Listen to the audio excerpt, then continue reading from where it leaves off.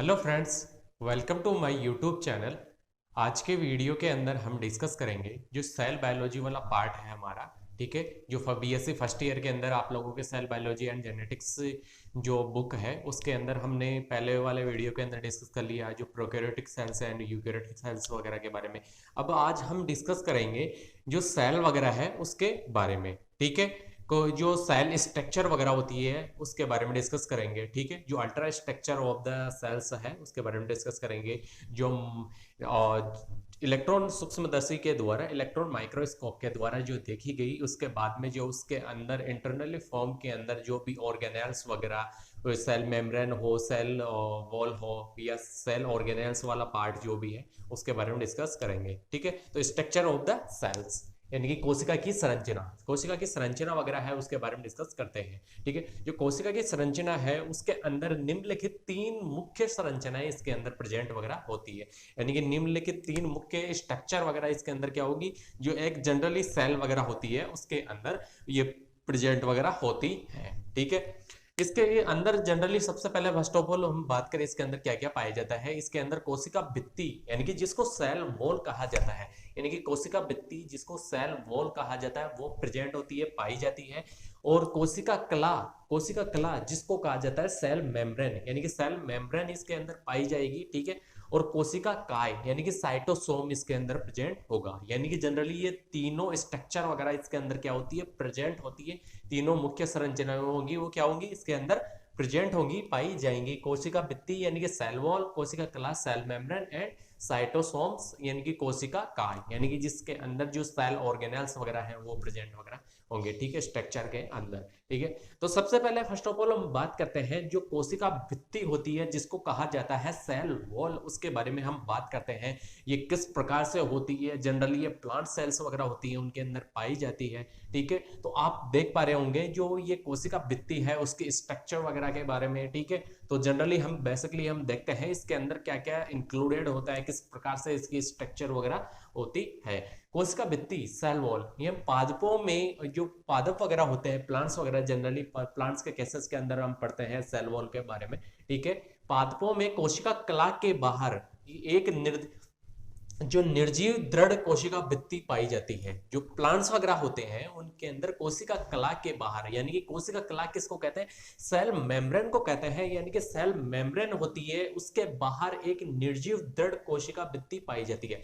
यानी कि जो प्लांट सेल्स वगैरह आप लोग देख पा रहे होंगे इसके अंदर डायग्राम के अंदर। ठीक है, यहाँ पे देख पा रहे होंगे, ये जनरली विजुअलाइज हमने कर रखा है। इसके अंदर जो प्लांट सेल्स वगैरह होती है उसके अंदर क्या होता है, जो कोशिका भित्ति वगैरह होती है वो क्या होती है, सेल मेम्ब्रेन के बाहर पाई जाती है। सेल मेम्ब्रेन वो होती है उसके बाहर पाई जाएगी और एक निर्जीव दृढ़ कोशिका भित्ति पाई जाती है। यानी कि निर्जीव होगी प्लांट्स के अंदर और वो दृढ़ कोशिका भित्ति होती है जो सेल वॉल होती है। ठीक है, जो कोशिका द्वारा स्रावित की जाती है, जो क्या किया जाता है, कोशिका द्वारा स्रावित की जाती है और एवं इसके सजीव अंश को परिबद्ध करती है। जो सेल्स वगैरह होती है उसके सजीव अंश वगैरह होते हैं उसको क्या करती है, परिबद्ध करती है, चारों ओर से कवरिंग वगैरह करती है। कौन, जो सेल वॉल होती है वो। यह पॉलीसैकेराइड सेल्यूलोज की बनी होती है। ये क्या होती है, जनरली जो सेल वॉल होती है वो पॉलीसैकेराइड्स एंड जो सेल्यूलोज वगैरह होगी उसकी बनी हुई होती है। क्या, जो सेल वॉल होती है, यानी कि पॉलीसैकेराइड्स एंड जो सेल्यूलोज वगैरह होते हैं उसकी क्या होती है, बनी होती है जनरली। यह प्लाज्मा झिल्ली को सुरक्षा प्रदान करती है। जो सेल मेम्ब्रेन होती है, प्लाज्मा झिल्ली जिसको कहा जाता है, उसको क्या करती है, चारों ओर से कवरिंग वगैरह करके रखी हुई होती है उसको, और उसको सुरक्षा प्रदान करने का कार्य करती है सेल वॉल। कुछ पौधों की कोशिकाओं की भित्ति में छोटे नलाकार रंध्र पाए जाते हैं। यानी कि कुछ प्लांट्स वगैरह होते हैं उनके अंदर क्या होते हैं, कोशिकाओं की भित्ति में छोटे छोटे जो नलाकार रंध्र वगैरह पाए जाते हैं। स्टोमेटा जिसको कहा जाता है, रंध्र वगैरह वो क्या होते हैं, जनरली इनके अंदर क्या होता है, प्लांट सेल्स के अंदर इनमें पाए जाते हैं भित्ति के अंदर। ठीक है, तो इसमें क्या होता है कि जिसमें यह अन्य कोशिकाओं से जुड़े रहते हैं। जो स्टोमेटास वगैरह होते हैं वो क्या, रंध्र वगैरह वो क्या होते हैं, एक दूसरे से कनेक्टिव रहते हैं, कोशिकाओं से जुड़े हुए रहते हैं। इन नालों को, जो नालनुमा स्ट्रक्चर वगैरह है, रंध्र वगैरह पाए जा रहे हैं, उनको क्या कहा जाता है, प्लाज्मोडेस्माटा के नाम से जाना जाता है। किस नाम से इनको कहा जाता है, प्लाज्मोडेस्माटा। यानी कि जो इसके अंदर जिसमें जो अन्य कोशिकाओं से जुड़े रहते हैं, जो ये नालनुमा स्ट्रक्चर वगैरह है इनके अंदर, ठीक है, तो ये क्या होते हैं कि जो नालनुमा स्ट्रक्चर वगैरह आपस में कोशिकाओं के द्वारा जुड़े हुए हैं, इसको क्या कहा जाता है, प्लाज्मोडेस्माटा के नाम से जाना जाता है, ठीक है। और इसके अंदर क्या होता है कि कोशिका वृत्ति जंतुओं में नहीं पाई जाती है। जनरली जो एनिमल सेल्स वगैरह होती है उनके अंदर सेल वॉल नहीं पाई जाती है, नहीं प्रेजेंट होती है। और इनके अंदर क्या होता है कि सेल वॉल ना होके सेल मेम्ब्रेन पाई जाती है, ठीक है। एनिमल जो सेल्स वगैरह होती है उसकी बात हो रही है, ठीक है। इसलिए जंतु कोशिकाएं पानी में रखने पर फट जाती हैं। यानी कि जनरली क्या होता है कि जैसा ही जो एनिमल सेल्स वगैरह होती है उसको वाटर के अंदर डालेंगे, ठीक है, पानी अगर के अंदर डालेंगे तो वैसे ही वो क्या होगी, फट जाती है, ठीक है। जबकि प्लांट सेल्स के अंदर ऐसा नहीं होता है, यानी कि जबकि पादप कोशिकाएं नहीं फटती हैं। पादप कोशिकाओं के अंदर जनरली क्या पाया जाता है, जो सेल मेम्ब्रेन होती है उसके आउटर कवरिंग के ऊपर क्या पाई जाती है, सेल वॉल पाई जाती है, जिस कारण से जिसे जल के अंदर भी डालने पर ये नहीं फटती है। तो इस प्रकार से हमने देख लिया जो सेल वॉल के स्ट्रक्चर वगैरह होती है वो इस प्रकार से इसके अंदर प्रेजेंट वगैरह होगी। जनरली प्लांट के केसेस के अंदर हम इसको पढ़ते हैं सेल वॉल को। तो आप लोगों ने देख लिया होगा सेल वॉल के बारे में, ठीक है। इसके बाद में हम बात करते हैं जो सेल मेम्ब्रेन होती है उसके बारे में देखते हैं हम कि जो सेल मेम्ब्रेन वगैरह होती है जो क्या होती है, इंटरनली फॉर्म के अंदर होगी और सेल वॉल उसको कवरिंग वगैरह करके रखे हुए है। तो सेल जो कोशिका कला है उसके बारे में देखते हैं। इसके बाद में देखते हैं कोशिका कला यानी कि सेल मेम्ब्रेन के बारे में। पहले हमने डिस्कस कर लिया जो सेल वॉल वगैरह थी उसके बारे में। अब देखते हैं जो सेल मेम्ब्रेन वाला पार्ट है उसके बारे में, ठीक है। जो सेल मेम्ब्रेन वगैरह होती है वो क्या होती है, आउटर कवरिंग वगैरह होती है। जो सेल मेम्ब्रेन की वो सेल वगैरह होती है उसकी आउटर कवरिंग वगैरह होती है, ठीक है। जो सेल वगैरह है हमारी वो किससे मिलकर बनी, बॉडी है, सॉरी हमारी जो बॉडी वगैरह है वो किससे मिलकर बनी हुई है, सेल्स वगैरह से मिलकर बनी हुई है, ठीक है। तो जो कवरिंग वगैरह होती है जैसे जनरली आप लोग देख पा रहे होंगे सेल मेम्ब्रेन का जो स्ट्रक्चर वगैरह है, सेल मेम्ब्रेन किस तरीके से फॉर्म के अंदर जो सेल्स वगैरह होती है उसमें प्रेजेंट वगैरह होती है, ठीक है। तो यह पादप व प्राणी कोशिका दोनों में पाई जाती है। ये क्या होती है कि जो पादप एवं प्राणी कोशिका होती है उनके अंदर यानी कि जो plant cells and animal cells वगैरह होती है वो दोनों के अंदर पाई जाएगी क्या, सेल मेम्ब्रेन, ठीक है। यह कोशिका द्रव को घेरे हुए होती है। ये क्या होती है कि जो सेलुलर फ्लूइड प्रेजेंट वगैरह होता है, ठीक है, कोशिका द्रव वगैरह होगा, ठीक है, साइटोप्लाज्म वगैरह वो किस में प्रेजेंट वगैरह होगा, सेल्स के अंदर इंक्लूडेड होगा, अंदर वाले पार्ट के अंदर, ठीक है। तो उसको आउटर कवरिंग वगैरह यानी कि उसको कवर करके रखे हुए क्या है, सेल मेम्ब्रेन, ठीक है। जो कोशिका द्रव है उसको घेरे हुए होती है, प्रेजेंट होती है। यह जीवित प्रकार की अर्धपारगम्य झिल्ली होती है। यह क्या होती है कि जीवित प्रकार की क्या होती है, अर्धपारगम्य झिल्ली वगैरह होती है, ठीक है। यानी कि जीवित प्रकार की क्या होती है, अर्धपारगम्य झिल्ली होती है। जो कोशिका जो क्या होती है, जीव द्रव्य को सहारा एवं बाह्य आकृति प्रदान करती है। यानी कि जो जीव द्रव्य वगैरह होता है, ठीक है, तो उसको क्या करती है, सहारा यानी कि बेस प्रदान करती है एंड बाह्य आकृति प्रदान करती है। जो आउटर कवरिंग वगैरह है वो प्रदान करने का कार्य कौन करेगी, जो सेल मेम्ब्रेन होती है वो करने का कार्य करती है, ठीक है। ये कार्य यह एक 3 स्तरों से बनी होती है। ये क्या होती है, 3 लेयर्स के रूप के अंदर पाई जाती है। जैसे किस प्रकार से, इसके अंदर ऊपर ही ऊपर वाले पार्ट के अंदर आप लोग जो फ्लूइड मॉजिक मॉडल वगैरह था उसके अंदर हम डिस्कस करेंगे जो प्रोटीन लेयर्स वगैरह या फिर बाद में जो लिपिड्स लेयर्स वो होती हैं वो किस प्रकार से प्रेजेंट वगैरह होती है इसके अंदर, सेल्स के अंदर, ठीक है। तो ऊपर ही ऊपर वाला पार्ट वगैरह होता है, इसके अंदर लिपिड होगी और उसके जस्ट नीचे लिपिड सॉरी प्रोटीन कंटेंट वगैरह होगा, ठीक है, ऊपर वाली और लेयर और जस्ट नीचे वाले। जो मिड के अंदर होगा इसके अंदर लिपिड लेयर पाई जाती है। मिड के अंदर क्या होगा, इसके अंदर लिपिड लेयर पाई जाती है। ऊपर वाली क्या होगी, प्रोटीन, जस्ट नीचे वाली प्रोटीन एंड मिड के अंदर लिपिड वाले जो लेयर्स वगैरह होगी, ठीक है, जो फॉस्फोलिपिड्स वगैरह पाई जाती है इसके अंदर, ठीक है। तो इस प्रकार से ये क्या है कि 3 लेयर्स के अंदर फॉर्म के अंदर होती है ये सेल मेम्ब्रेन, ठीक है। 3 भागों से ये क्या मिलकर बनी हुई होती है, जिसमें बाहरी स्तर पर एवं आंतरिक स्तर पर प्रोटीन होती है। यानी कि जो बाह्य स्तर और आंतरिक स्तर वगैरह होगा उसके अंदर क्या होगी, प्रोटीन वगैरह प्रेजेंट वगैरह होती है, ठीक है। और मध्य स्तर पर फॉस्फोलिपिड की बनी होती है। जो मिड वाला होगा वो क्या होती है, फॉस्फोलिपिड की बनी हुई होती है, ठीक है। तो 3 लेयर्स वगैरह पाई जाती है, प्रोटीन, प्रोटीन एंड लिपिड्स, ठीक है। प्रोटीन स्तर 20 एंगस्ट्रॉन से यानी कि 25 एंगस्ट्रॉन तक होता है। यानी कि जो प्रोटीन लेयर्स वगैरह होगी, स्तर वगैरह होता है वो 20 एंगस्ट्रॉन से 25 एंगस्ट्रॉन तक होता है।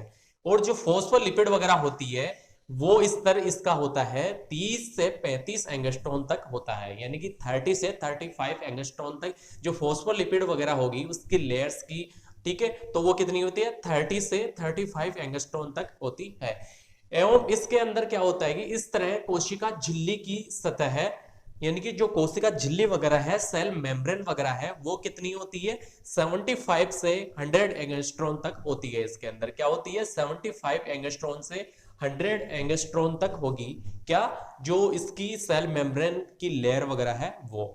क्योंकि इसके अंदर क्या है कि 3 फॉर्म के अंदर है, एक तो प्रोटीन वाला लेयर वगैरह है, ठीक है, प्रोटीन एंड मिड के अंदर लिपिड वाली लेयर्स वगैरह है। तो इस प्रकार से इसकी जो लेयर वगैरह होगी, ठीक है, उसका स्तर होता है वो 75 एंगस्ट्रॉन से लेके 100 एंगस्ट्रॉन तक होगा, किसका सेल मेम्ब्रेन का। तो अच्छे से क्लियरली आप लोग देख पा रहे होंगे इसके अंदर डायग्राम के अंदर जो सेल मेम्ब्रेन वाला पार्ट है वो किस प्रकार से लेयर के अंदर फॉर्म के अंदर जचा हुआ है। और जो प्रोटीन लेयर्स वगैरह होती है वो क्या होता है कि लिपिड लेयर होगी ना, उसके मिड के अंदर एक तो होती है परिधीय प्रोटीन वगैरह और एक होती है समाकल प्रोटीन वगैरह, ठीक है, जो फ्लूइड मॉजिक मॉडल के अंदर अपन लोग देखे रहेंगे, सिंगर निकोलसन ने जो दिया था, ठीक है। तो उसके अंदर क्या होता है कि जो प्रोटीन वाली लेयर्स वगैरह होती है वो इसके मिड के अंदर क्या होगी प्रेजेंट वगैरह होगी, और परिधि वाली होगी जो परिधि की तरफ होगी, समाकल वाली थोड़ी मिड के अंदर होगी। इसके अंदर जो समाकल वाली भी होती है उसके अंदर भी 2 पार्ट्स के अंदर होती है वो, ठीक है, एक तो होगी जस्ट इसके पूर्व बीच यानी कि बीचों बीच के अंदर प्रेजेंट वगैरह होगी, और एक सरफेस वाला एरिया वगैरह होगा, ठीक है, इस प्रकार से इसके अंदर प्रेजेंट वगैरह होती है। वो नेक्स्ट जो वीडियो वगैरह होगा हमारा उसके सेल मेम्ब्रेन वाला उसके अंदर देखेंगे, ठीक है। तो हमने बात कर लिया ये सेल मेम्ब्रेन के अंदर, सेल मेम्ब्रेन की आपने स्ट्रक्चर जनरली देख ली किस प्रकार से ये प्रेजेंट वगैरह होती है। हम देखते हैं नेक्स्ट जो हमारी स्ट्रक्चर वगैरह है उसके बारे में देखते हैं, ठीक है, जो कोशिका काय वगैरह है, ठीक है, उसके बारे में देखते हैं, ठीक है।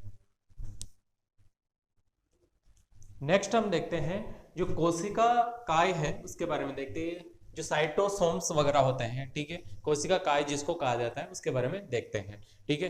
तो जो साइटोसोम्स वगैरह होते हैं कोशिका झिल्ली के भीतर का भाग कोशिका काय कहलाता है।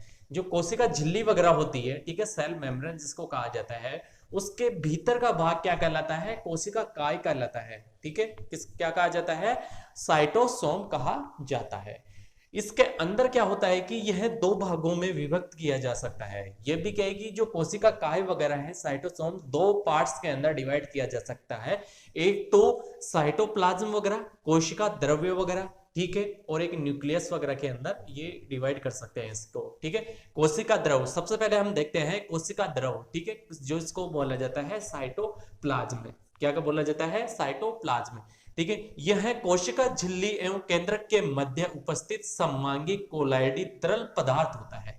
यह क्या होता है जो कोशिका झिल्ली होती है और केंद्रक इन दोनों के मध्य के अंदर प्रेजेंट वगैरह होगा उपस्थित होता है, और कोलाइडी प्रकृति का होता है। किस प्रकृति का कोलाइडी प्रकृति का होता है, और तरल पदार्थ होता है, ये लिक्विड फॉर्म के अंदर होता है, ठीक है, तरल पदार्थ होगा और कोलाइडी फॉर्म के अंदर होता है, ठीक है।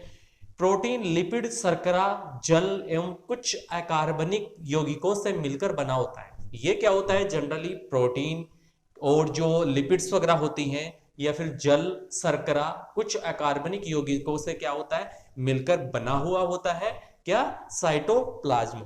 इसके अंदर क्या होता है कि साइटोप्लाज्म वगैरह होता है, एक तो इंटरनली फॉर्म के अंदर इसके जो जिसको कहा जाता है जो एक्टोप्लाज्म यानी कि जो आउटर कवरिंग वगैरह होती है, ठीक है, और एक एंडोप्लाज्म वगैरह इसके अंदर प्रेजेंट होगा, आउटर होगा उसको तो एक्टोप्लाज्म, और इंटरनली फॉर्म के अंदर होगा उसको बोलते हैं एंडोप्लाज्म, ठीक है। सबसे पहले हम देखते हैं एक्टोप्लाज्म। यह स्वच्छ स्तर के रूप में कोशिका झिल्ली के नीचे समान रूप से फैला रहता है। ये क्या होता है कि जनरली स्वच्छ रूप से जो क्या होता है कि कोशिका झिल्ली वगैरह होती है उसके नीचे क्या होता है समान रूप से ये क्या होता है फैला हुआ रहता है, ठीक है। किसकी बात हो रही है एक्टोप्लाज्म की। अब देखते हैं हम जो एंडोप्लाज्म वगैरह होता है उसके बारे में।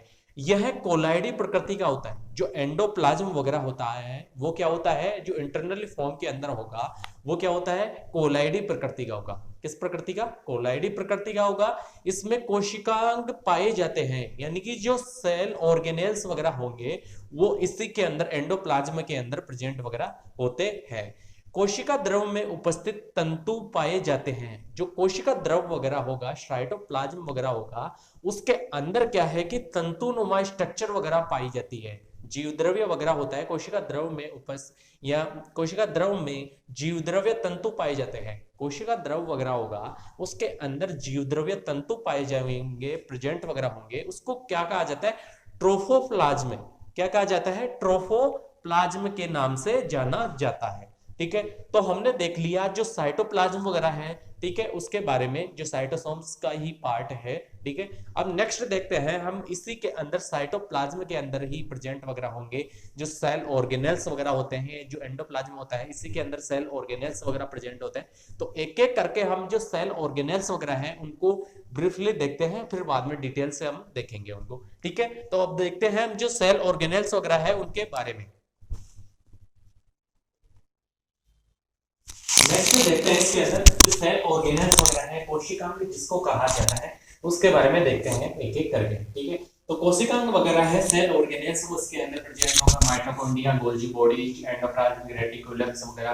ठीक है, तो राइबोसोम्स, लाइसोसोम्स वगैरह। ठीक है, तो इस प्रकार के काफी प्रकार के जो एंडोप्लाज्मिक जो सेल ऑर्गेनेल्स वगैरह होते हैं वो प्रेजेंट वगैरह होते हैं इसके अंदर। तो सबसे पहले हम देखते हैं इसके अंदर जो एंडोप्लाज्मिक रेटिकुलम वगैरह है उसके बारे में, जिसको कहा जाता है अंतःप्रद्रवी जालिका। अंतःप्रद्रवी जालिका कहा जाता है एंडोप्लाज्मिक रेटिकुलम को। ठीक है, यह कोशिका द्रव में शाखित झिल्लीदार नलिकाओं के रूप में अनियमित जाल बनाते हैं। ये क्या होता है कि जनरली जो एंडोप्लाज्मिक रेटिकुलम वगैरह होते हैं वो क्या करते हैं? शाखित झिल्लीदार होते हैं। ये क्या होते हैं? शाखित होते हैं, झिल्लीदार होते हैं। जो साइटोप्लाज्म होता है उसके अंदर प्रेजेंट वगैरह होंगे, नलिकाओं के रूप में अनियमित जाल बनाते हैं। ये नलिकाओं के रूप के अंदर, राउंड फॉर्म के अंदर क्या है, ये क्या है कि जाल बनाते हैं। जो न्यूक्लियस वगैरह होगा उसके पास में ये प्रेजेंट वगैरह होते हैं। इनके ऊपर क्या है कि राइबोसोम्स वगैरह प्रेजेंट वगैरह होते हैं। ठीक है, यह कोशिका झिल्ली व केंद्रक झिल्ली के मध्य पाए जाते हैं। ये क्या होता है कि जो कोशिका झिल्ली वगैरह है और केंद्रक होता है उसके, ये क्या होते हैं? जनरली कोशिका झिल्ली व केंद्रक झिल्ली के मध्य पाई जाती है। जो एंडोप्लाज्मिक रेटिकुलम वगैरह होगी वो क्या होता है? जनरली जो केंद्रक वगैरह होता है और कोशिका झिल्ली, इनके क्या होता है? मिड के अंदर मध्य में पाए जाते हैं। यह तीन रचनाओं से मिलकर बनी होती है। जो एंडोप्लाज्मिक रेटिकुलम होगी वो जनरली क्या होता है? ये जो तीन स्ट्रक्चर वगैरह होती है उनसे मिलकर बनी होती है। कुंडलिका, ठीक है, जिसको सिस्ट्रेन कहा जाता है। ठीक है, कुंडलिका एंड जो आस्ते वगैरह होता है, वेसिकल्स एंड ट्यूब्यूल्स, जो नलिका वगैरह होती है। ठीक है, तो तीनों पार्ट से ये मिलकर क्या होती है? बनी हुई होती है। सिस्ट्रेन, वेसिकल्स एंड ट्यूब्यूल्स से मिलकर बनी होती है। ठीक है, यह त्रिस्तरीय प्रोटीन लिपिड से मिलकर बनी होती है। ये क्या होती है? त्रिस्तरीय होती है और प्रोटीन और लिपिड लेयर से मिलकर बनी हुई होती है। इसके अंदर ये एंडोप्लाज्मिक रेटिकुलम है, दो प्रकार की होती है। एंडोप्लाज्मिक रेटिकुलम होती है वो दो प्रकार की होती है, एक तो स्मूथ होती है और एक रूथलेस होती है। ठीक है, स्मूथ वगैरह यानी कि जिसको SER के नाम से जाना जाता है। इसके अंदर क्या होगा? इसकी सतह पर ये क्या होती है? स्मूथ होती है, चिकनी वगैरह होती है। ठीक है, तो इसकी सतह पर राइबोसोम्स उपस्थित होते हैं। ये क्या होगी? स्मूथ वगैरह होती है, तो इसकी सतह, सरफेस वाला एरिया होगा ना, उसपे क्या पाए जाते हैं? राइबोसोम्स वगैरह प्रेजेंट होते हैं। ठीक है, जो राइबोसोम्स वगैरह होते हैं वो 70 प्रकार के, 80 प्रकार के होते हैं। ठीक है, prokaryotic cells and eukaryotic cells के अंदर डिफरेंट टाइप के पाए जाते हैं। एक होती है RER, यानी कि जो रूथलेस वगैरह होती है, ये तो हो गई स्मूथ वगैरह, और ये रूथ होती है। ठीक है, तो इसके अंदर राइबोसोम्स वगैरह होते हैं वो क्या नहीं पाए जाते हैं। ठीक है, क्या वो नहीं होंगे? इसके अंदर अनुपस्थित होते हैं। ठीक है, जो राइबोसोम्स वगैरह होते हैं, इनका फंक्शंस देखें, इनका कार्य वगैरह देखें। जो एंडोप्लाज्मिक रेटिकुलम वगैरह होती है उनका जनरली जो कार्य वगैरह होता है, यह कोशिका में विभिन्न पदार्थों का परिवहन करने का कार्य करती है। ये क्या होता है? जनरली जो परिवहन वगैरह होता है, ठीक है, उसका कार्य कौन करता है? एंडोप्लाज्मिक रेटिकुलम विभिन्न पदार्थों का परिवहन का कार्य करती है। ठीक है, तो ये हो गया हमारे एंडोप्लाज्मिक रेटिकुलम के बारे में। इसके बाद में देखते हैं माइटोकॉन्ड्रिया। जो माइटोकॉन्ड्रिया है दूसरा सेल ऑर्गेनेल्स वगैरह, पहले हमने देख लिया जो एंडोप्लाज्मिक रेटिकुलम वगैरह थी उसके बारे में। ठीक है, अब देखते हैं माइटोकॉन्ड्रिया के बारे में। इसको क्या है कि शक्ति गृह भी कहा जाता है, सेल्स वगैरह होती है उसका शक्ति गृह भी कहा जाता है माइटोकॉन्ड्रिया को। ठीक है, माइटोकॉन्ड्रिया के बारे में हम जनरली देखते हैं, इसके अंदर सभी कोशिकाओं में बड़े आकार के इनकी संख्या 1 से 100 तक होती है, यानी कि 1 से 100 तक इनकी संख्या वगैरह होती है, बड़े आकार की इनकी संख्या वगैरह होती है। इनकी बाहरी झिल्ली चिकनी व समतल होती है। इनकी जो झिल्ली वगैरह होगी वो क्या होती है, समतल होती है और चिकनी होती है, यानी कि बाहरी आउटर लेयर वगैरह होगी वो कैसी होती है, चिकनी होती है और समतल होती है। जबकि भीतरी झिल्ली अंगुली समान अंतर्वलन जिन्हें क्रिस्टी कहते हैं, यानी कि जो आंतर बाह्य स्ट्रक्चर होती है वो तो कैसे होती है, जनरली चिकनी होती है और समतल होती है। जनरली आप लोग देख पा रहे होंगे ये माइटोकॉन्ड्रिया का स्ट्रक्चर वगैरह। तो इसके अंदर क्या होता है कि जनरली जो भीतर वाली जो झिल्ली वगैरह होगी वो क्या होती है, अंगुली नुमा अंतर्वलन पाई जाते हैं, उसके अंदर अंगुली नुमा स्ट्रक्चर वगैरह पाई जाएगी। ठीक है, जनरली इसके अंदर, और जिसे क्या कहा जाता है, क्रिस्टी कहा जाता है, जिसको क्या कहते हैं, क्रिस्टी कहते हैं। ठीक है, इसके अंदर क्या होगा कि क्रिस्टी के बाह्य तल पर F1 कण या यानी कि जो क्रिस्टी वगैरह होती है जनरली उसके अंदर क्या होता है कि जो बाह्य तल वगैरह होगा ना वहां पे क्या है कि F1 कण या ऑक्सीसोम पाए जाते हैं। F1 कण या ऑक्सीसोम वहां पे क्या होंगे, प्रेजेंट वगैरह होंगे बाहरी तल पर। दोनों झिल्लियों के बीच में माइटोकॉन्ड्रिया द्रव भरा हुआ होता है, या जो माइटोकॉन्ड्रियल फ्लूइड वगैरह होगा, द्रव वगैरह होगा, वो दोनों झिल्लियों के मिड के अंदर प्रेजेंट वगैरह होता है, जिसमें अनेक जो श्वसन वर्णक डीएनए, आरएनए एवं राइबोसोम्स पाए जाते हैं। यानी कि जो माइटोकॉन्ड्रियल फ्लूइड वगैरह होगा उसके अंदर क्या है कि अनेक श्वसन वर्णक वगैरह प्रेजेंट वगैरह होंगे, उसके अंदर डीएनए, आरएनए, राइबोसोम्स वगैरह प्रेजेंट होते हैं, पाए जाते हैं। यह खाद्य पदार्थों का ऑक्सीकरण करके ऊर्जा उत्पन्न करने का कार्य करते हैं। ये क्या करते हैं, जनरली जो फूड कंटेंट वगैरह होगा, ठीक है, खाद्य पदार्थ वगैरह, उसका क्या करते हैं, ऑक्सीडेशन करते हैं। क्या करते हैं, ऑक्सीडेशन करेंगे, जिससे क्या है कि एनर्जी वगैरह रिलीज होगी एटीपी के रूप में। ठीक है, तो उत्पन्न जो ऊर्जा वगैरह है उस एनर्जी वगैरह उत्पन्न करते हैं ऑक्सीडेशन के द्वारा। ठीक है, इस कोशिका का शक्ति गृह भी कहते हैं, इसको क्या कहते हैं, जो पावर हाउस भी कहते हैं सेल्स का, यानी कि कोशिका का क्या कहा जाता है, शक्ति गृह के नाम से भी इसको जाना जाता है। इसमें क्रेब्स साइकिल, यानी कि जो क्रेब्स साइकिल्स वगैरह होती है, इलेक्ट्रॉन स्थानांतरण, यानी कि जो इलेक्ट्रॉन स्थानांतरण की जो रिएक्शंस वगैरह होती है, इलेक्ट्रॉन ट्रांसफर की जो रिएक्शंस वगैरह होती है, उसके द्वारा क्या है कि एटीपी अणुओं के निर्माण हेतु पाई जाती है। उससे क्या होगा कि जो Krebs cycle and electron transfer जो टेक्निक्स वगैरह होती है, मेथड्स वगैरह होती है, उसके द्वारा क्या है कि एटीपी बनाई जाती है। ठीक है, एटीपी अणुओं के रूप के अंदर निर्माण किया जाता है, जिसको क्या है कि सेल्स अपनी जो एनर्जी वगैरह है उसके रूप के अंदर उसको लिया जाता है। यानी कोशिका का शक्ति गृह किसको कहा जाता है, माइटोकॉन्ड्रिया को कहा जाता है। और एटीपी यानी कि एडेनिन ट्राइफॉस्फेट के रूप के अंदर जो एनर्जी वगैरह रिलीज होती है। तो ये हो गया हमारे माइटोकॉन्ड्रिया के बारे में। ठीक है, नेक्स्ट सेल ऑर्गेनेल्स है, उसके बारे में हम देखते हैं। तो हमने पहले देख लिया था जो माइटोकॉन्ड्रिया वगैरह था उसके बारे में। ठीक है, उससे पहले देखा कि जो एंडोप्लाज्मिक रेटिक्यूलम है उसके बारे में देख लिया। अब देखते हैं जो नेक्स्ट सेल ऑर्गेनेल्स वगैरह है, जो गोल्जी बॉडीज है, गोल्जी काय जिसको कहा जाता है, उसके बारे में देखते हैं। यानी गोल्जी बॉडीज यानी गोल्जी काय। गोल्जी काय केंद्रक के समीप पाया जाता है। जो न्यूक्लियस वगैरह होता है उसके समीप में क्या पाया जाएगा, गोल्जी बॉडी पाई जाती है। जो सेल वगैरह होती है, सेल के अंदर सेल ऑर्गेनेल्स वगैरह प्रेजेंट वगैरह होंगे, तो उसके अंदर जो केंद्रक है उसके समीपस्थ कौन पाया जाता है, गोल्जी बॉडी पाई जाती है, गोल्जी काय पाया जाता है। शुक्राणुओं में यह एक्रोसोम के रूप में पाया जाता है। शुक्राणु वगैरह होते हैं, स्पर्म वगैरह, उनके अंदर एक्रोसोम के रूप के अंदर गोल्जी बॉडी प्रेजेंट होती है। यानी गोल्जी बॉडी किसके रूप में प्रेजेंट वगैरह होगी, एक्रोसोम के रूप में शुक्राणुओं के अंदर प्रेजेंट होती है, पाई जाती है। गोल्जी काय दोहरी झिल्ली युक्त होता है। यानी कि जो गोल्जी बॉडीज वगैरह होती है वो दोहरी झिल्ली युक्त कोशिकांग होता है। यह खोखली बेलनाकार रचनाओं के समूह के रूप में होती है, जिसे सिस्टीन कहते हैं, यानी कि सिस्टर्नी के नाम से जाना जाता है। यह क्या होती है, खोखली बेलनाकार रचनाओं के समूह के रूप में होती है, यानी खोखली बेलनाकार संरचनाओं के रूप के अंदर प्रेजेंट होगी गोल्जी बॉडीज, जिसको सिस्टर्नी के नाम से जाना जाता है या कहते हैं। इसके साथ वेसिकल्स, आशय व वैक्यूल्स भी पाए जाते हैं, यानी कि वेसिकल्स, आशय एवं रिक्तिकाएं, वैक्यूल्स वगैरह भी इसके अंदर क्या होते हैं, पाए जाते हैं। इसका मुख्य कार्य सिक्रेशन यानी कि श्रावण होता है। इसका मुख्य कार्य वगैरह होता है वो क्या होता है, सिक्रेशन का होता है। पादप कोशिकाओं में यह अल्प विकसित होती है, यानी कि जो प्लांट सेल्स वगैरह होती है उनके अंदर ये क्या होती है, गोल्जी बॉडी अल्प विकसित होगी, जिसको कहते हैं डिक्टियोसोम कहते हैं, जिसको क्या कहा जाता है, डिक्टियोसोम के नाम से भी जाना जाता है। कोशिका विभाजन के समय यह कोशिका भित्ति के निर्माण के लिए आवश्यक पदार्थों का स्रावण करती है, यानी कि जो सेल डिवीजन वगैरह होता है उस दौरान ये क्या करती है, कोशिका भित्ति का जो फॉर्मेशंस वगैरह होता है, निर्माण होता है सेल वॉल का, उसके लिए क्या करती है, ये आवश्यक पदार्थों का सिक्रेशन करती है, स्रावण करती है। अब नेक्स्ट है, हम बात करते हैं इसी के अंदर जो गोल्जी बॉडीज होती है उसी के अंदर लाइपोकॉन्ड्रिया।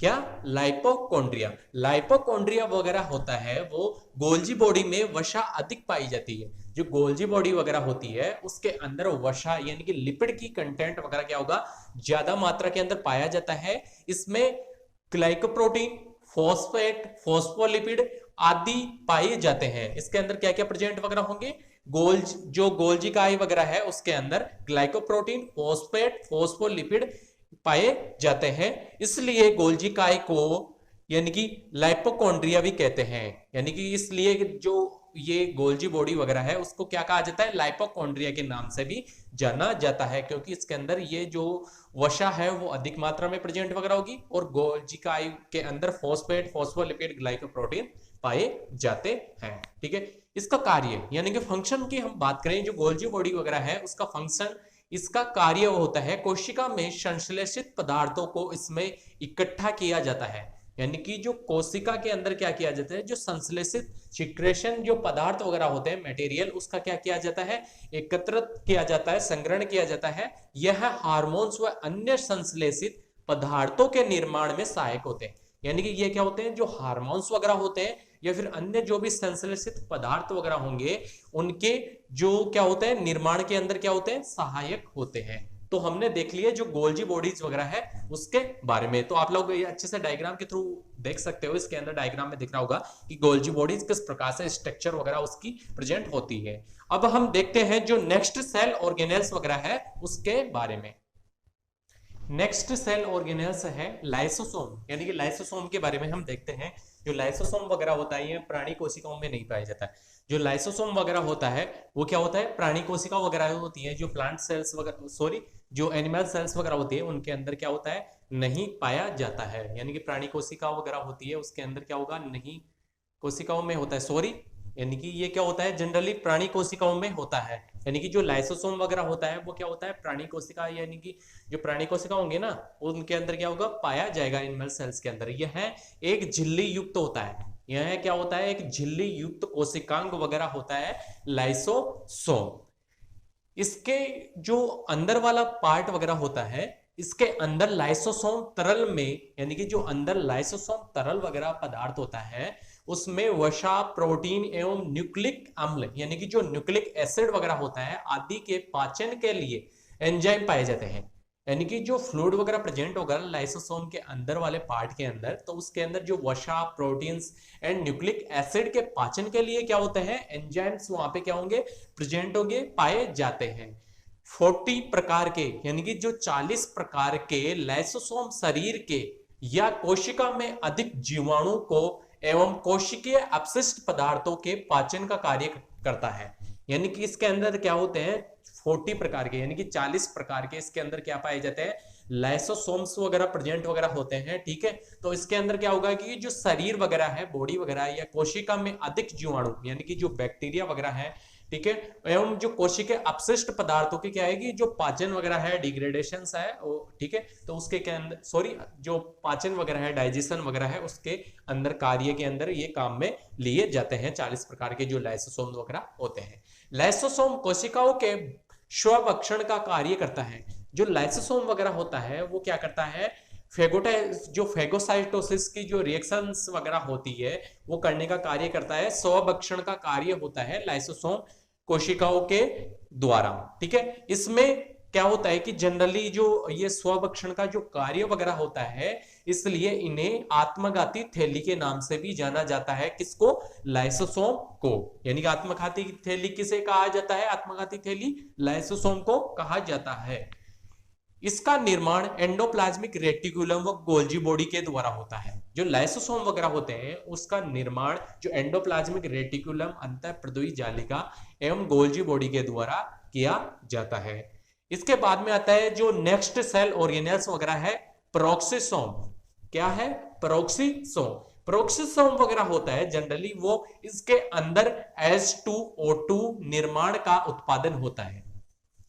जो पेरोक्सिसोम वगैरह होता है उसके अंदर क्या होता है, H2O2 का निर्माण का क्या होता है, उत्पादन वगैरह होता है, इसके अंदर फॉर्मेशन होता है।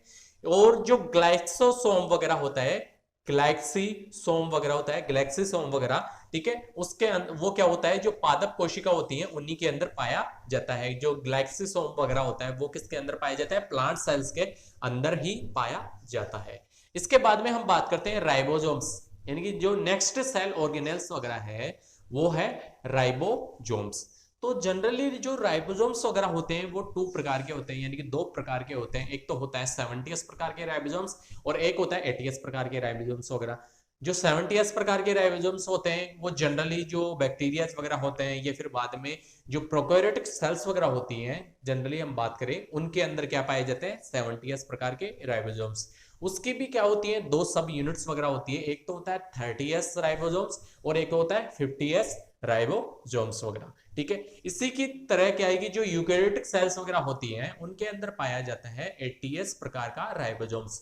जो 80s प्रकार के राइबोसोम्स वगैरह होते हैं उनके अंदर 2 सब यूनिट्स होती हैं। एक तो होता है 40s राइबोसोम्स और एक होता है 60s राइबोसोम्स वगैरह, ठीक है। तो जो राइबोसोम्स होते हैं ये राइबो न्यूक्लिक एसिड यानी कि जो आरएनए एवं प्रोटीन से बने होते हैं। ये क्या होते हैं? राइबो न्यूक्लिक से बने होते हैं, यानी कि आरएनए एवं प्रोटीन से बनकर बने हुए होंगे जो राइबोसोम्स होते हैं। यह प्रोटीन सिंथेसिस यानी कि प्रोटीन संश्लेषण का कार्य करते हैं। ये क्या कर रहे हैं? प्रोटीन सिंथेसिस का कार्य करते हैं, प्रोटीन संश्लेषण का कार्य करते हैं। इसीलिए इस जो कोशिका वगैरह होती है, ठीक है, इसे कोशिका का इंजन या प्रोटीन फैक्ट्री के नाम से भी जाना जाता है। इसलिए क्योंकि ये क्या है कि प्रोटीन सिंथेसिस का कार्य कर रहा है, तो इसलिए कि इसको क्या कहा जाता है? कोशिका का इंजन या प्रोटीन फैक्ट्री के नाम से भी जाना जाता है। प्रत्येक राइबोसोम्स 2 सब यूनिट्स वगैरह होती है, अभी पहले बात की। उसके अंदर क्या होगा? ये केंद्रक के अंदर प्रेजेंट वगैरह यानी कि बनते हैं केंद्रक के अंदर, ठीक है। और ये है 2 प्रकार के होंगे, 80s प्रकार के और 70s प्रकार के राइबोसोम्स वगैरह। जो 70s प्रकार के राइबोसोम्स वगैरह होते हैं माइटोकॉन्ड्रिया, लवक व प्रोकैरियोटिक सेल्स के अंदर क्या होंगे? पाए जाते हैं। जो 80s प्रकार के राइबोसोम्स वगैरह होते हैं वो कोशिका द्रव के अंदर अवस्था यानी कि मुक्त अवस्था के अंदर प्रेजेंट वगैरह होते हैं। तो ये हमारे सेल ऑर्गेनेल्स थे, ठीक है। राइबोसोम्स के बारे में बात हो गई। अब नेक्स्ट जो सेल ऑर्गेनेल्स वगैरह है उसके बारे में डिस्कस करते हैं। नेक्स्ट सेल ऑर्गेनेल्स है हमारे जो सेंट्रोसोम, जिसको कहा जाता है तारक काय, यानी कि तारक काय वगैरह होता है, उसके बारे में देखते हैं, ठीक है। यह झिल्ली रहित कोशिकांग होता है। यह क्या होता है? झिल्ली रहित क्या होता है? कोशिकांग वगैरह होता है, सेल ऑर्गेनेल्स होता है, जो केंद्रक कला के पास कोशिका द्रव में बाहर की ओर पाई जाती है। जो तारकाय वगैरह होता है वो क्या होता है? जनरली कोशिका कला के पास कोशिका द्रव जो साइटोप्लाज्म वगैरह होता है उसमें बाहर की ओर क्या होता है? प्रेजेंट होता है, पाया जाता है।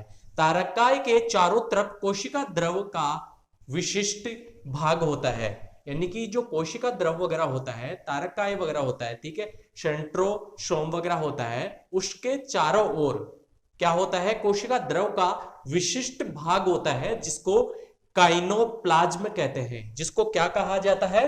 काइनोप्लाज्म के नाम से भी जाना जाता है।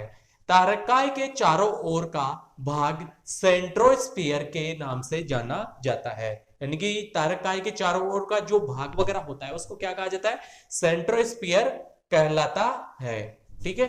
तारकाय में दो रचनाएं होती हैं, तारकाय वगैरह होता है उसके अंदर दो रचनाएं पाई जाती हैं, संरचनाएं पाई जाती हैं, जिन्हें सेंट्रियोल या तारक केंद्र कहते हैं। यानी कि जिसको क्या कहा जाता है, सेंट्रियोल या तारक केंद्र कहा जाता है।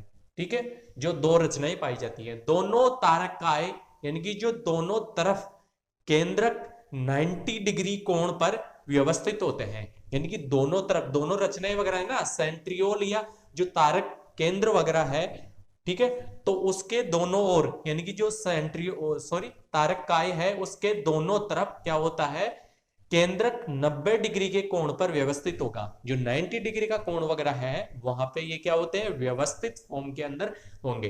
तारक केंद्रक से कोशिका विभाजन के समय यानी कि जो तारक केंद्र वगैरह है उससे जो सेल डिवीजन हो रहा है उसके समय तारक तंतु या तरकु तंतु जिसको कहते हैं रेशम निकलते हैं, यानी कि रेशे क्या होते हैं, निकलते हैं। जो क्या होता है कि जनरली जो सेल डिवीजन होता है उसके अंदर क्या होता है कि जो कोशिका विभाजन के समय तरकु तंतु निकलते हैं, जो रेशे समान स्ट्रक्चर वगैरह होती है वो क्या होती है, निकलती है, जिन पर गुणसूत्र संलग्न होते हैं, जिन पर क्या होते हैं, जो गुणसूत्र वगैरह होते हैं, ठीक है, वो क्या होते हैं, उनके अंदर संलग्न होते हैं। ये तरकु तंतु संकुचित होकर गुणसूत्रों को अपने अपने ध्रुवों की ओर खींच लेते हैं। ये क्या होते हैं, जो तरकु तंतु वगैरह होते हैं जो निकलते हैं सेल डिवीजन के द्वारा, तो वो उसके अंदर क्या होता है, संकुचन वगैरह होता है, तो गुणसूत्रों को ये क्या करते हैं, अपनी ओर आकर्षित कर लेते हैं, अट्रैक्ट कर लेते हैं, और फिर बाद में जो गुणसूत्र वगैरह होता है वो अटैचमेंट हो जाता है इनसे। ठीक है, पादप कोशिकाओं में इनका अभाव होता है। जो प्लांट सेल्स वगैरह होती है जनरली उनके अंदर क्या नहीं पाए जाते हैं, जो तारकाय वगैरह का क्या होता है, अभाव होता है। अब हम देखते हैं जो हमारा नेक्स्ट सेल ऑर्गेनेल्स वगैरह है। जो नेक्स्ट सेल ऑर्गेनेल्स वगैरह है वो है जो सूक्ष्म नलिकाएं हैं वो होता है। ठीक है, माइक्रोट्यूब्यूल्स वगैरह होती है। जो नेक्स्ट सेल ऑर्गेनेल्स होता है वो माइक्रोट्यूब्यूल्स होती है। ठीक है, तो नेक्स्ट सेल ऑर्गेनेल्स हम देखते हैं सूक्ष्म नलिकाओं के नाम से जिसको जाना जाता है। यह सूक्ष्म नलिकाएं ट्यूब्यूलिन प्रोटीन की बनी होती है। ये क्या होती है, जनरली जो ट्यूब्यूलिन प्रोटीन वगैरह होती है उसकी बनी हुई होती है, जो माइक्रोट्यूब्यूल्स वगैरह होती है। ठीक है, यह कोशिका का कंकाल बनाती है। यह क्या करती हैं, माइक्रोट्यूब्यूल्स वगैरह कोशिका का कंकाल बनाने का कार्य कौन करती हैं, सूक्ष्म नलिकाएं। इसलिए इन्हें कोशिका कंकालीय रचनाएं कहते हैं। इस कारण इसको किस नाम से जाना जाता है, कोशिकीय कंकालीय रचनाओं के नाम से भी इसको जाना जाता है। यह पक्षमाभो सूक्ष्म जो समसूत्री उपकरण एवं तंत्रिकीय ऑक्सोन बनाने का कार्य करती है। यह क्या करती है, माइक्रोट्यूब्यूल्स वगैरह पक्षमाभो समसूत्री उपकरण यानी कि जो समसूत्री विभाजन वगैरह होता है एवं तंत्रिकीय ऑक्सोन बनाने का कार्य करती है। यानी कि तंत्रिकीय ऑक्सोन वगैरह होता है उसका बनाने का कार्य कौन करेंगी, जो ये माइक्रोट्यूब्यूल्स वगैरह होती है। यह कोशिका को उसकी आकृति बदलने यानी कि जो कोशिका वगैरह होती है उसकी आकृति के अंदर चेंज करने, बदलने एवं अणुओं के समान परिवर्तन में सहायता करती है या सहायक होती है। ठीक है, तो ये क्या करती है, कोशिका में उसकी स्ट्रक्चर वगैरह होती है आकृति बदलने के लिए और अणुओं के समान परिवर्तन में सहायक होती है। ठीक है, यह कोशिका विभाजन के समय तरकु तंतुओं का निर्माण करती है। जो माइक्रोट्यूब्यूल्स वगैरह होती है वो क्या करती है, जो सेल डिवीजन वगैरह होगा उस दौरान जो तरकु तंतु बनेंगे, ठीक है, उनका निर्माण करने का कार्य कौन करती है, जो माइक्रोट्यूब्यूल्स वगैरह होती है। इसके बाद में देखते हैं जो सीलिया एंड फ्लैजिला, जो नेक्स्ट सेल ऑर्गेनेल्स वगैरह है, सीलिया एंड फ्लैजिला जिसको हिंदी में कहा जाता है पक्षमाभ एवं कशाभ। जो पक्षमाभ एवं कशाभ नामक जो स्ट्रक्चर वगैरह होती है सेल के अंदर प्रेजेंट वगैरह होगी, ठीक है, उसके बारे में देखते हैं।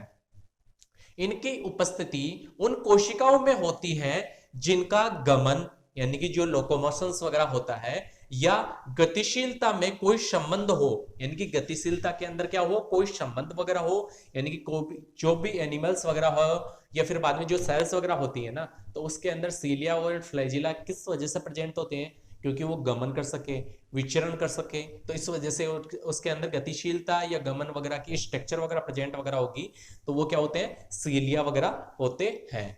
यह रोम समान संरचना होती है, ये क्या होते हैं, एक रोम नुमा स्ट्रक्चर वगैरह होगी, ठीक है।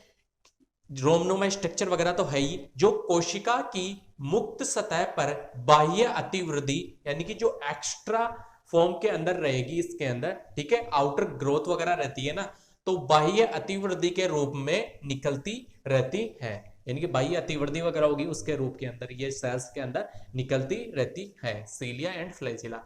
प्रत्येक पक्षमाभ एवं कशाप दो केंद्रीय व 9 परिधीय तंतुओं से बना होता है, यानी कि प्रत्येक पक्षमाभ एवं कशाप क्या होता है, 2 केंद्रीय एवं 9 परिधीय तंतुओं से मिलकर बना होता है, ठीक है।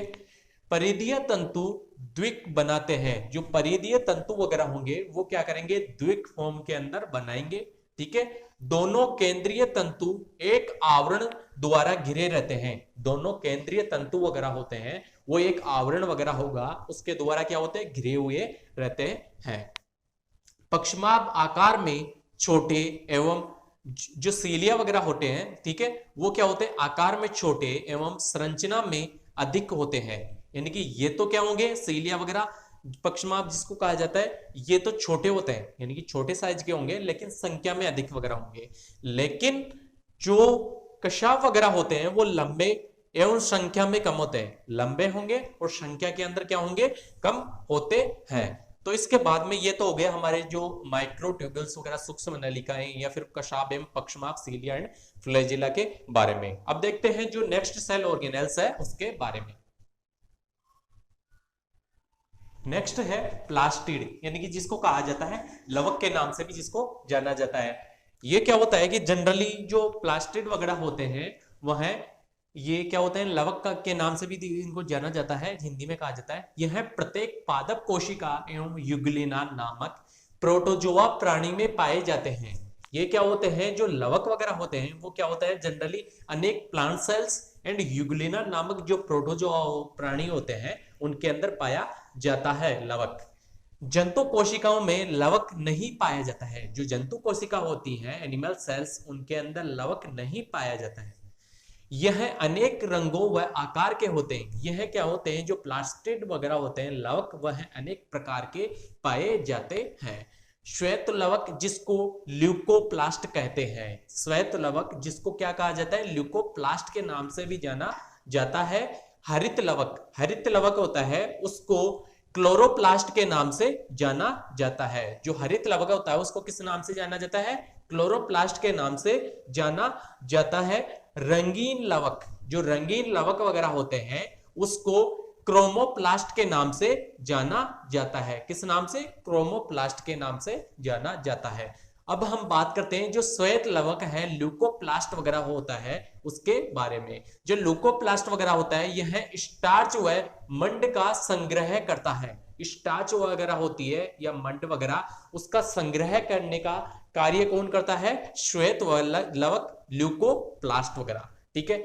हरित लवक 2 इकाइयों कलाओं से निर्मित होता है। जो हरित लवक वगैरह होगा वो क्या होता है, 2 इकाइयों या कलाओं से निर्मित होता है। दोनों झिल्लियों के मध्य में परिलवक अवकाश पाया जाता है। जो दोनों झिल्लियां वगैरह होंगी उन दोनों के मध्य क्या पाया जाएगा, परिलवक अवकाश पाया जाता है। लवक के केंद्र में ग्रेना नामक रचना पाई जाती है। जो केंद्र लवक वगैरह होगा उसके मिड के अंदर, केंद्र के अंदर, केंद्र वाले पार्ट के अंदर क्या होगा, ग्रेना नामक स्ट्रक्चर पाई जाती है, संरचना पाई जाती है, जो एक दूसरे को सिक्कों की तरह जमे होते हैं। जो ये एक दूसरे के क्या है कि सिक्कों की तरह ये क्या होते हैं, फोम के अंदर जमे हुए होते हैं। लवक की अंदर की सतह पर क्वांटोसोम पाए जाते हैं। जो लवक वगैरह होगा उसकी इंटरनली फॉर्म, अंदर वाली सतह वगैरह होगी उसके अंदर क्या पाए जाते हैं, क्वांटोसोम पाए जाते हैं, ठीक है। क्या पाए जाते हैं, क्वांटोसोम पाए जाते हैं, ठीक है। तो ये हो गया हमारे जो प्लास्टिड वगैरह था उसके बारे में। अब नेक्स्ट हम देखते हैं जो नेक्स्ट सेल ऑर्गेनेल्स है उसके बारे में। नेक्स्ट है जो वेहिकल्स वगैरह है, धानिया जिसको कहा जाता है, उसके बारे में हम देखते हैं एक करके। ठीक है, जो धानिया वगैरह है उसके बारे में देखते हैं। इसके अंदर जनरली क्या होता है कि यह वृद्धि कोशिकाओं में गोला या अंडाकार खोखले रिक्त स्थान वाली होती है। ये क्या होती है, जनरली जो धानिया वगैरह होती है, प्रेजेंट वगैरह होती है इसमें सेल्स में, तो यह वृद्धि कोशिकाओं में गोलेनुमा, ठीक है, गोलाकार या अंडाकार खोखले रिक्त स्थान वाली होती है, यानी खोखले रिक्त स्थान वाली होंगी जो वेहिकल्स वगैरह होती है। यह इन पर कोशिका कला का आवरण पाया जाता है जिसे धानी कला कहते हैं, यानी कि जिसको क्या कहा जाता है, धानी कला कहा जाता है। इन पर कोशिका कला का आवरण वगैरह पाया जाता है, जिस कारण इसको धानी कला के नाम से भी जाना जाता है। इनके भीतर जल, कार्बन व अकार्बनिक लवण आदि पाए जाते हैं। इसके अंदर क्या होगा, भीतर इंटरनली फॉर्म के अंदर जल, कार्बनिक, अकार्बनिक लवण पाए जाते हैं। इनमें भोजन पदार्थों व अन्य, यानी कि जो फूड कंटेंट वगैरह है, भोज्य पदार्थ वगैरह है, वह अन्य पदार्थों का संग्रह होता है। संग्रह कहां पे होगा, जो ये धानियां होती है उनके अंदर संग्रह होता है। पादप कोशिका में एक बड़ी रिक्तिका पाई जाती है। जो प्लांट सेल्स वगैरह होती है जनरली उनके अंदर एक बड़ी रिक्तिका पाई जाती है। ये हो गए हमारे जो सेल ऑर्गेनेल्स थे उनके बारे में। अब देखते हैं जो हमारा न्यूक्लियस वगैरह है उसके बारे में देखते हैं। ठीक है, जो नेक्स्ट है न्यूक्लियस, उसके बारे में देखते हैं। अब न्यूक्लियस के बारे में देखते हैं, जिसको केंद्रक कहा जाता है हिंदी के अंदर। ठीक है, तो न्यूक्लियस के बारे में हम देखते हैं। जनरली यह कोशिका का मुख्य अंग होता है।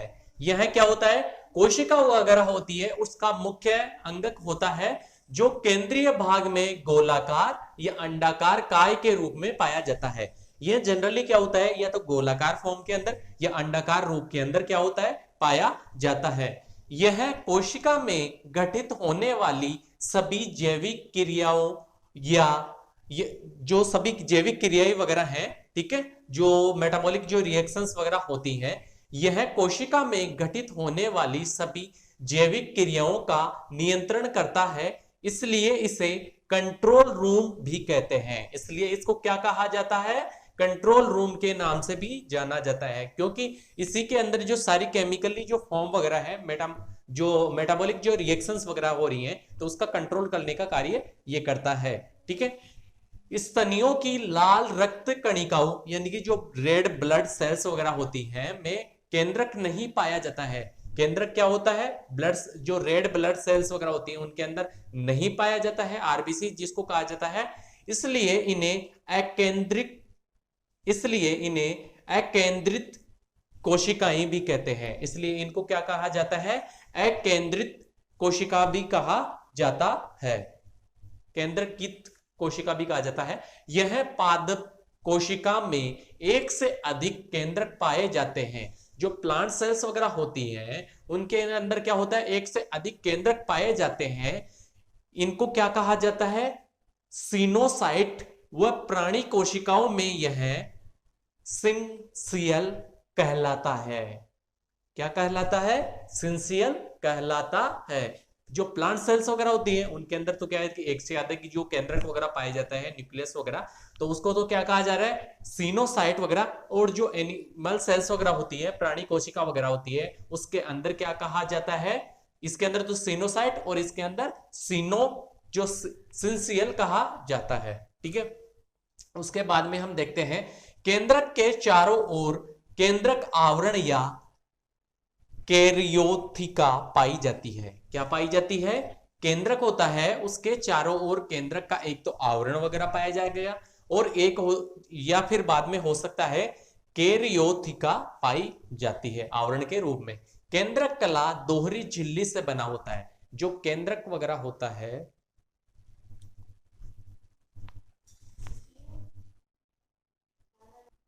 जो केंद्रक वगैरह होता है उसके चारों ओर क्या पाया जाता है, केंद्रक का आवरण वगैरह पाया जाता है। ठीक है, और ये आवरण वगैरह होता है, इसके अंदर क्या होता है, कैरियोथिका पाई जाती है। क्या पाई जाती है, केंद्रक का आवरण पाया जाएगा या फिर बाद में ये कैरियोथिका पाई जाती है। ठीक है, या फिर बाद में इसके अंदर क्या होता है, जनरली केंद्रक कला दोहरी झिल्ली से बना होता है, यानी कि जो केंद्रक वगैरह होगा वो क्या होता है, दोहरी झिल्ली युक्त होता है, ठीक है, बनी होती है। कार्य, इसका फंक्शंस, जो केंद्रक वगैरह होता है उसका फंक्शन क्या होता है, ठीक है, प्रोटीन संश्लेषण के निर्देश देता है, यानी कि प्रोटीन सिंथेसिस की जो रिएक्शंस वगैरह होती है वो इसी के अंदर होगी, ठीक है। प्रोटीन संश्लेषण के निर्देश देता है जो विभिन्न प्रकार के आरएनए के निर्माण की क्रिया द्वारा नियंत्रित करती है। जो विभिन्न प्रकार के जो आरएनए वगैरह होते हैं प्रोटीन सिंथेसिस के अंदर जो प्रेजेंस वगैरह होते हैं, ठीक है, उनको क्या करते हैं, नियंत्रित करती है। और इसके अंदर क्या पाया जाता है, केंद्रक में डीएनए प्रतिकृति बनाने का कार्य करता है। जो केंद्रक वगैरह होता है, जो डीएनए की जो रेप्लिकेशंस वगैरह होती है, प्रतिकृति होती है, वो बनाने का कार्य जो केंद्रक के अंदर ही होता है, ठीक है। तो ये हमने देख लिया कोशिका की स्ट्रक्चर वगैरह, किस प्रकार से ये स्ट्रक्चर वगैरह होती है, सेल मेम्ब्रेन देख ली, सेल वॉल देख ली, और जो इसके अंदर जो सेल के अंदर सेल ऑर्गेनेल्स वगैरह प्रेजेंट वगैरह है, न्यूक्लियस के बारे में, सबके बारे में अच्छे से हमने क्लियरली देख लिया। तो आई होप आप सभी लोगों को ये वीडियो पसंद आया होगा। अगर आप लोगों ने अभी तक हमारे चैनल को सब्सक्राइब नहीं किया है तो चैनल को सब्सक्राइब करें, लाइक एंड शेयर वगैरह करें, ताकि आने वाला नोटिफिकेशन आप लोगों को मिलता रहे, और आप लोगों के जो भी फ्रेंड्स वगैरह हैं उन लोगों को भी शेयर करें, ताकि उन लोगों के लिए भी हेल्पफुल हो, ठीक है।